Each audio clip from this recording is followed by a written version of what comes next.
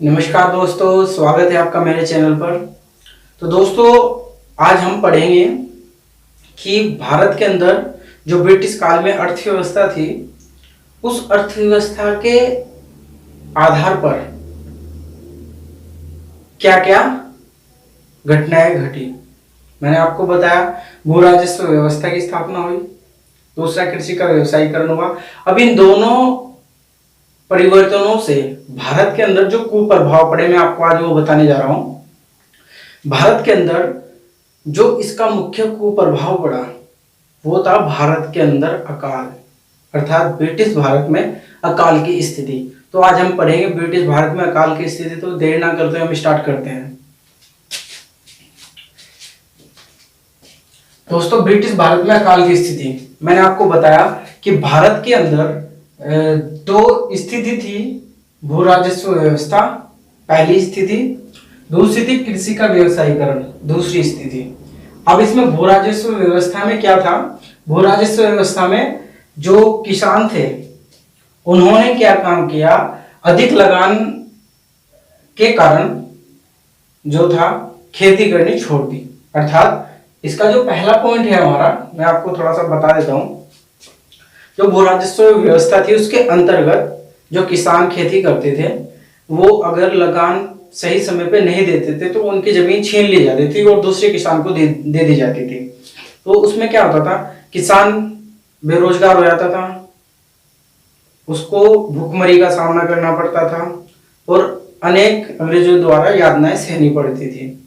अब इसमें क्या था कि इसी कारण से कुछ लोग इसमें ऐसे होते थे कि वो किसानी कर रहे थे, खेती कर रहे थे, तो उन्हें क्या होता था कि मतलब वो लगान न दे। वो सोचते थे कि यार इन्होंने लगान इतना लेते हैं हमसे, अब हम क्या करें।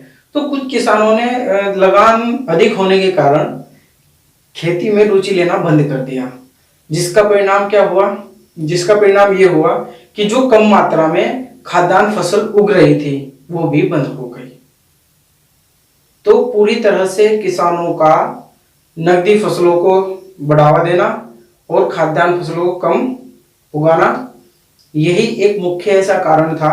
और जो घर में पैसे रखे, मतलब जो भी थोड़ा बहुत धन रहता था अनाज के रूप में, किसी भी रूप में किसानों के, उसको लगान के रूप में दे देना। सर पैसा भी चला गया, ऊपर से कहीं से खाद्यान्न फसलें भी नहीं उपज कर सकते। और तीसरी जो बात थी कि घर में उपस्थित कोई भी अनाज या किसी भी इस प्रकार की कोई व्यवस्था नहीं थी। ये प्रत्येक घर की कहानी थी और संपूर्ण ब्रिटिश भारत की यही स्थिति थी।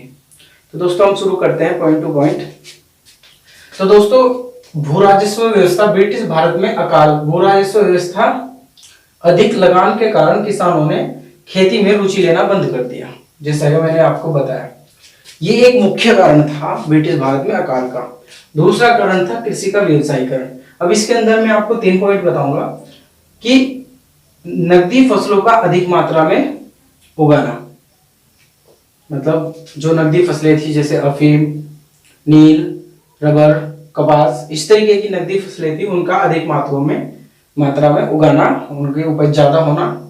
दूसरा था, उनकी उपज ज्यादा होगी तो स्वाभाविक है कि खाद्यान्न फसलें कम उगेगी।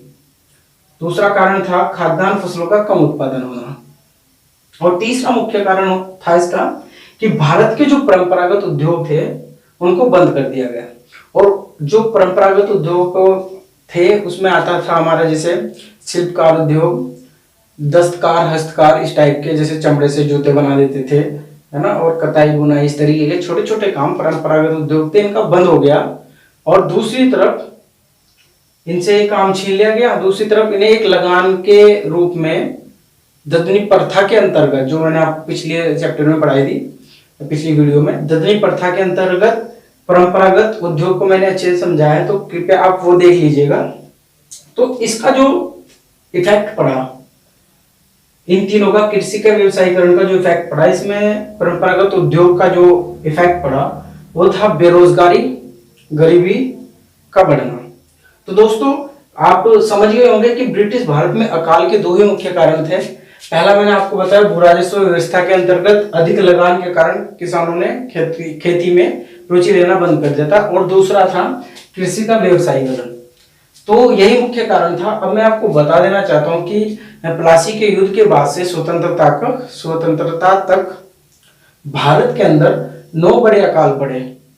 भारत के अंदर 9 बड़े अकाल पड़े। और जो पहला अकाल था, पहला अकाल जो पड़ा वो 1769 में पड़ा, 1769 और 70 में पड़ा, जिससे बंगाल, बिहार और उड़ीसा की 1/3 जनसंख्या, आबादी समाप्त हो गई थी। ये इतना खतरनाक अकाल पड़ा था। अब जो सबसे भीषण अकाल था, क्वेश्चन पूछा जाता है कि पहला ब्रिटिश काल में पहला अकाल कौन सा था, तो 1769 से 70, ठीक है, बंगाल में था, बंगाल, बिहार, उड़ीसा, और इसकी 1/3 आबादी समाप्त हो गई थी। अब जो सबसे भीषण अकाल पड़ा था वो 1943 में बंगाल में पड़ा था। 1943 में सबसे ब्रिटिश भारत का सबसे भीषण अकाल था।